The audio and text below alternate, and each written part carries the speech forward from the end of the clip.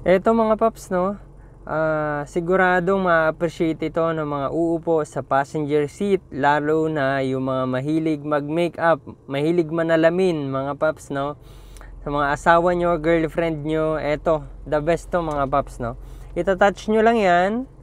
May tatlong kulay siya mga paps. Ayan. Kabit natin, garterize lang yan. Dito kinakabit sa visor. Kabit natin saglit. Ito siya, no, naikabit ko na. Ayan, naka-garter lang yan. Kabit na natin. Ayan, no, kahit sa daan pwede na mag-makeup, no? Pwede na sila mag-makeup kahit sa daan pa sila. Ayan, no, ang ganda mga paps. Sobra.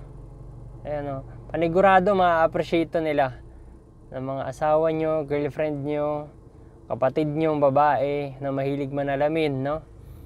Sobrang ganda niya. Merong na-order niyan online mga paps, no? Order na, maganda.